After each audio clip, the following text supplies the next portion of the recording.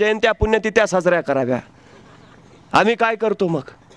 प्रश्न पडतो आम्हाला. राज्याची बेदरकार अवस्था बघितली की वाटतं शिवाजींचं राज्य असायला हवं होतं. म्हणजे 350 वर्षापूर्वी शिवाजींनी एवढं कर्तृत्व केलं तरी 350 वर्षानंतर अजून आम्हाला शिवाजींची गरज पडते. अरे हा तर शिवाजींचा पराभव आहे. नाही टिकवता आला आम्हाला, नाही विचारवारसा जोपासता आला आम्हाला, पराभूत ठरलोय आम्ही. आज आम्हाला वाटतं शाहू असायला हवे होते, त्यांच्या काळात त्यांनी केलं नाही, नाही पेलवलं आम्हाला, नाही झेलता आला आम्हाला, पराभूत आहे आम्ही. अरे आमच्या घरात शिवाजींचे फोटो, आमच्या घरात शिवाजींचे पुतळे, किती विचार घेतला आम्ही. घरात फोटो लावले, पुतळे लावले, किती विचार घेतला शिवाजींचा आम्ही. विचार घेतला शून्य. घरात फोटो पुतळे एवढ्यासाठी की येणाऱ्या जाणाऱ्याला कळावं आम्ही 96 उकळी मराठा आहे. आमच्या घरात आंबेडकरांचे फोटो आहेत, किती घेतला विचार आम्ही. विचार शून्य. आंबेडकरांचा फोटो एवढ्यासाठी की आम्ही सुधारलेले बौद्ध आहे, कळावं येणाऱ्या जाणाऱ्याला. आमच्या घरात फुलांचे फोटो आहेत, किती घेतला विचार फुलांचा आम्ही. किती घेतले समतेचे वारसदार आम्ही. विचार घेतला शून्य. घरात फोटो एवढ्यासाठी की येणाऱ्या जाणाऱ्याला कळावं आम्ही पुढारलेले माळे आहे. अरे या महापुरुषांच्या मोठेपणाचा वापर आम्ही आमचे मोठेपणा वाढवण्यासाठी करून घ्यायला लागलो. यांच्या पुढे दिवे कुणी लावायचे याच्यावरनं आम्ही वाद घालायला लागलो. आम्ही काय दिवे लावणार? कसा समाज बदलवणार?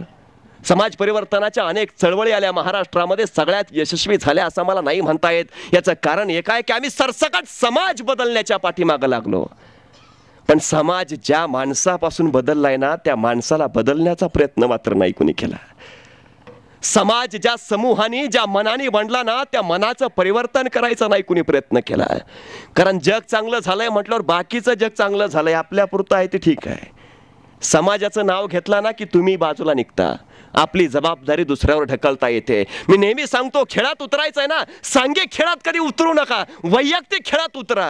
कारण सांघिक खेळामध्ये जबाबदारी दुसऱ्यावर ढकलता येते. पराभवाचं कारण दुसऱ्याच्या डोक्यावर लादता येतं. तो तसा खेळला म्हणून हारलो, नाही तर काय होतं.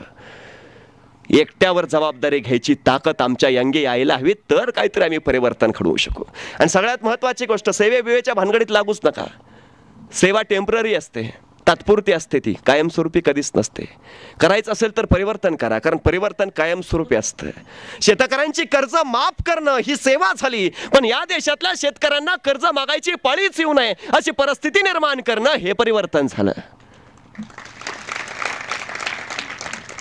भिकाऱ्याला भीक देणं ही सेवा झाली, पण या देशातल्या नागरिकाला भीक मागायची पाळीच येऊ नये अशी परिस्थिती निर्माण करणं हे परिवर्तन झालं. 1 रुपयात झुणका भाकर केंद्र सेवा झाली, पण या देशातल्या नागरिकाला 1 रुपयाचं अन्न खायची पाळीच येऊ नये अशी परिस्थिती निर्माण करणं हे परिवर्तन झालंय. कारण भिकाऱ्याला आज आम्ही पैसे देऊ याचा अर्थ त्याची भिकमंगी अवस्था संपणार आहे असं नाही, तो उद्या हात पसरणारच आहे. मग तुम्ही आजच्या दिवसापुरतं कशाला करता? एका दिवसापुरतं कशाला बघता? बघा ना पुढच्या काळाचं, द्या ना डोळे भविष्य काळाकडे. अरे या भारतामध्ये 60 कोटी युवक आहेत, पण आमचा देश वार्धक्याच्या वाटेवर उभा आहे. कारण सगळ्यांना भूतकाळ चांगला वाटतो. आमचा भूतकाळ असा, आमची संस्कृती अशी, आमची परंपरा अशी. आणि भूतकाळातल्या गोष्टी कोण करतात? ज्यांचं वय झालंय, ते म्हातारपणाच्या काठावर आलेत, ते आठवत असतात आयुष्य सगळं. आम्ही जर जुनच सांगणार असू तर आम्ही वार्धक्याच्या वाटेवर आहे. कारण तरुण ते असतात जे वर्तमान काळात चालतात आणि भविष्य काळाकडे दृष्टी रोखून असतात. आमचा देश जर तरुण व्हायचा असेल, तरुण समजवायचा असेल, तर आम्हाला भविष्य काळाकडेच पाहिलं पाहिजे. आणि मी मगाशी वाक्य सांगितलं, तुमचा बाप कोणी असेल हे तुमच्या हातात नसेल, पण तुम्ही कोणाचं बाप व्हावं हे तुमच्या हातात आहे. मग आपला पोरगा कसा असावा हेही आम्हाला घडवता येतं. मग त्यासाठी आम्हाला समाज कसा द्यावा त्याच्यासाठी हेही समजतं. आमच्या पोराच्या वाट्याला निकोप समाज यावा असं आम्हाला वाटत नाही का? आमच्या पोराच्या वाट्याला निखळ समाज यावा असं आम्हाला वाटत नाही का? मग आम्ही त्यासाठी काय करतो? पोरगा शिवी द्यायला शिकतं, घरात नाही, घराबाहेर. त्यामुळे घर सुधारायची गरज नाही, समाज सुधारायची गरज आहे. काही उपयोग नाही घरात सुधारणा करून. पोरगा घरात शिवी नाही शिकत, ते बाहेरच शिकतं. मग समाज सुधारा ना. पोरगा आमच्या घरात जागृत अवस्थेत फक्त 4 तास असतं, समाजात ते 12 तास असतं. 4 तासासाठी आई बाप आपलं आयुष्य खर्च घालतात, कारण त्या 4 तासात त्याला सगळी सुखं मिळाली पाहिजेत. पोरगा समाजात 12 तास असतं, मग 12 तासासाठी आम्ही किती आयुष्य खर्च घातली पाहिजेत? नाही घालत आम्ही.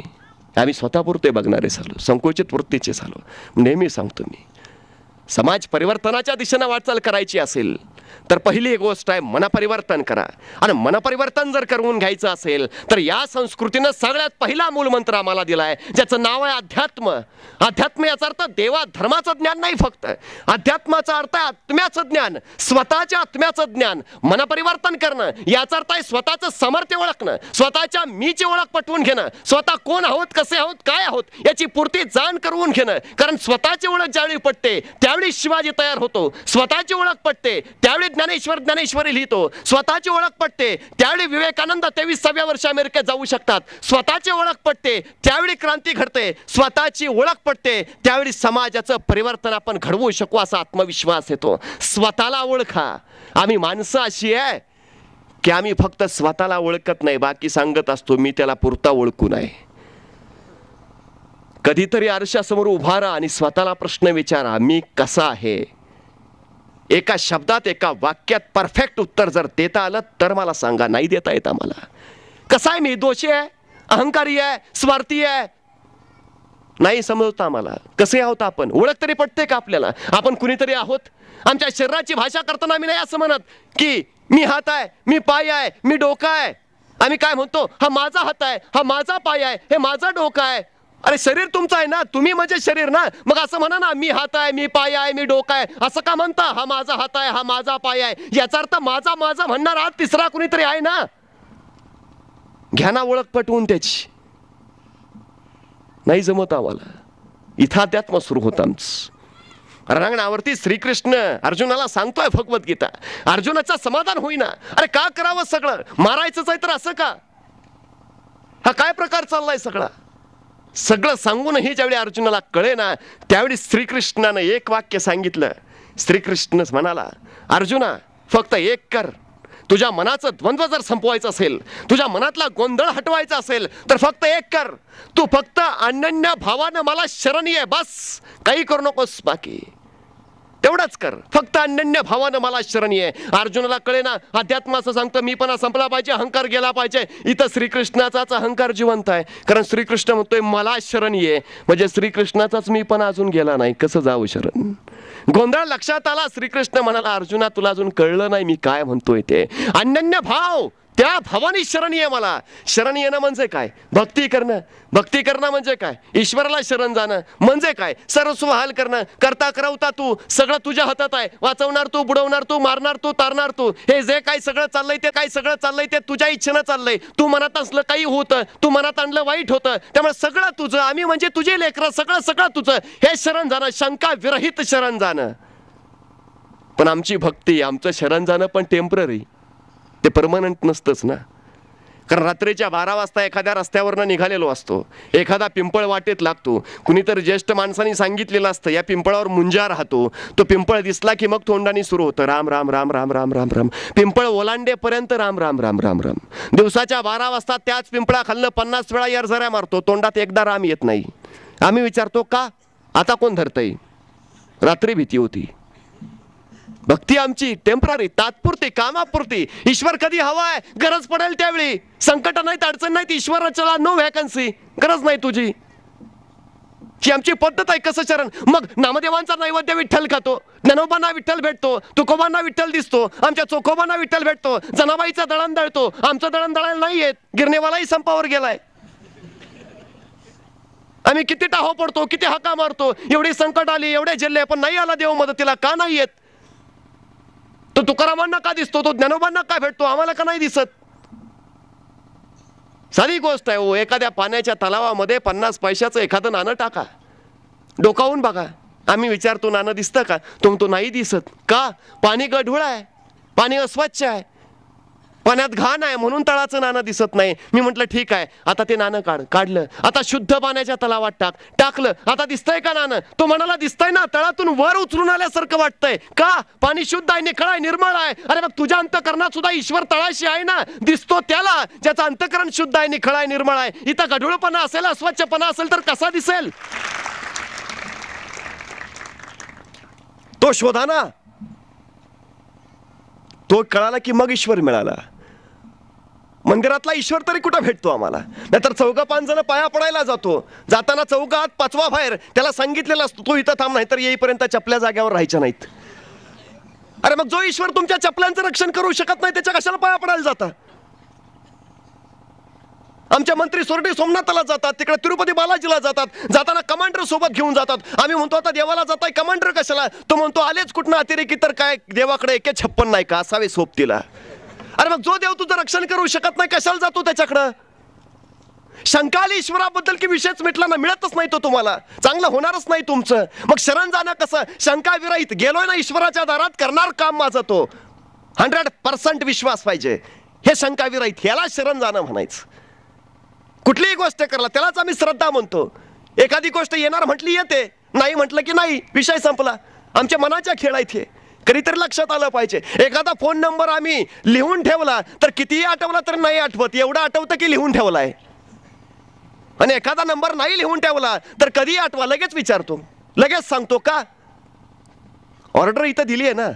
तसं आहे, परमेश्वराबद्दल शंका आली की नाही काही, विषय संपला, तो काहीच करणार नाही तुमचं, तसं आहे ते. मग शरण जाणं कसं? नवरा बायको होते, हनीमूनला काश्मीरला गेले, नौका पर्यटनाचा आनंद लुटावा म्हणून एक नौका भाड्याने घेतली, नावाडी त्रास द्यायला नको म्हणून दोघंच नावेत बसले, तलावात शिरले, नाव वलवत वलवत वलवत आरामात पुढे जाऊ लागले. जाता जाता जाता गुजबूज चालली, गोष्टी चालल्यात, प्रेमाच्या 4 देण्या घेण्याच्या गोष्टी, सगळं सगळं चांगलं आनंदात चाललंय. आणि अचानक सगळं निसर्गानं रौद्र रूप धारण केलं, वादळ वारा उसळलं, लाटावर लाटा कोसळू लागला, नाव हेलकावे खायला लागली. बायकोच्या काळजाची धडधड वाढली, जगते की मरते काय कळेना, नाव इकडं बुडेल की तिकडं बुडेल काही कळत नव्हतं. नवऱ्याचा धावा करत नव्हती, तिला कळत नव्हतं काय करावं. आता महिना नाही झाला लग्न झालंय, ही काय पिढा मागं लागली, तिला काही समजत नव्हतं, उमजत नव्हतं, काय करावं कळत नव्हतं. नवऱ्याच्या पाठीमाग लागली होती, अहो काहीतरी हालचाल करा, काहीतरी धडपड करा, नाव वाचवा, आता बुडतोय बहुतेक, काहीतरी हालचाल. पण नवरा घरात तक्क्याला रेलून बसल्यासारखा तसाच नावेत रेलून बसला होता.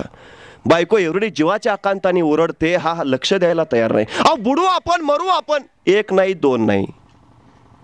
तिला काय कळेना, म्हटलं बापानं कुणाबरोबर गाठ बांधून दिली ती काय कळेना. एवढा मरणावरचा प्रसंग आलाय तरी हा बाबा हलायला तयार नाही. पण म्हटले आता भर समुद्रात आहे अजून मध्यावर, आत्ताच बोलून काय उपयोग नाही, नाहीतर वादळाच्या तडाख्यातनं वाचायचो, ह्याच्या तडाख्यात सापडायचो. गप्प बसली बिचारी, काही बोलली नाही. नशिबानं वाचली, वादळ थांबलं, लाटा थांबल्या, नाव स्थिर झाली. मग नाव पुन्हा वलवत वलवत किनाऱ्यावर आली. आणि मग किनाऱ्यावर सुरक्षित स्थळी पोहोचल्यावर बायकोने विचारलं, एवढं जीवावरचं संकट आलं होतं, एवढा धावा, एवढा आकांत मी मांडला होता, पण तुम्ही हालचाल नाही केली, तुम्ही वाचवण्याचा प्रयत्न नाही केला, तुम्हाला काही वाटलं नाही का? एवढं विचारल्याबरोबर नवऱ्यानं खिशातनं रामपुरी चाकू काढला आणि बायकोच्या गळ्याला लावला. म्हटलं आता बोल. पण बायको घाबरायला तयार नाही. एकदा इकडून चाकू फिरवला, एकदा इकडून चाकू फिरवला, आता मारतोच अशी ऍक्शन केली, आता मारलंच बघ इथपर्यंत गेला, पण बायको भ्यायला तयार नाही. नवऱ्याला आश्चर्य वाटलं. नवरा म्हणाला, तुला भीती नाही का वाटत? बायको म्हणाली, तुम्हाला काय घाबरायचं? म्हटलं का? अहो लग्न झालं, सप्तपदी चालले, सगळं सर्वस्व तुम्हाला अर्पण केलं, आता तारणार पण तुम्ही, मारणार पण तुम्हीच, दुःख देणार पण तुम्हीच आणि सुख देणार पण तुम्हीच. मी कसं जगावं हे ठरवणार तुम्हीच आणि तसं जगणं वाट्याला देणार पण तुम्हीच. सगळेच करते करवते तुम्हीच, तर तुम्हाला भिवून काय उपयोग आहे? तारणारे पण तुम्ही, मारणारे पण तुम्ही, तुम्हालाच भ्यायले तर माझं कसं व्हायचं? एवढं ऐकल्याबरोबर नवऱ्याने चाकू फेकून दिला आणि बायकोला सांगितलं, अगं तू जसा आत्ता माझ्याबद्दल विचार करते ना, तसा मी मगाशी नावेत असताना माझ्या ईश्वराबद्दल विचार करत होतो.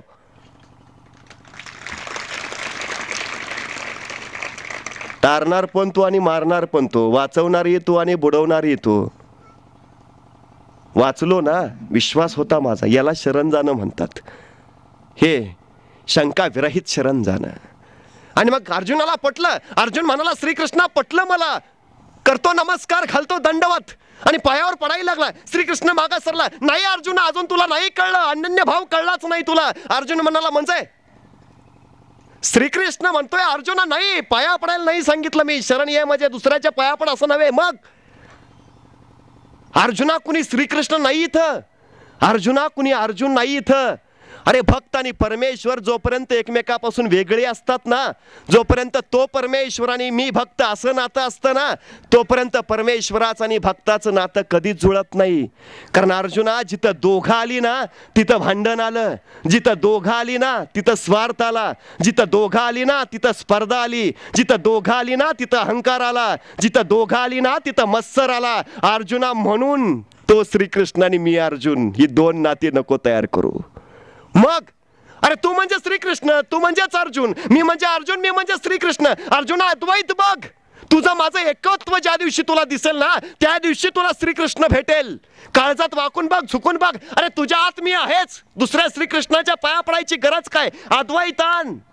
आमच्या संस्कृतीमध्ये बायकोला अर्धांगी म्हणायची पद्धत आहे. उगा नाही, अद्वैत आहे ते नवरा बायकोचं. जिथं आम्ही दोघं हा शब्द प्रयोग असतो ना, त्या संसारात स्वर्ग उतरतो. आणि जिथं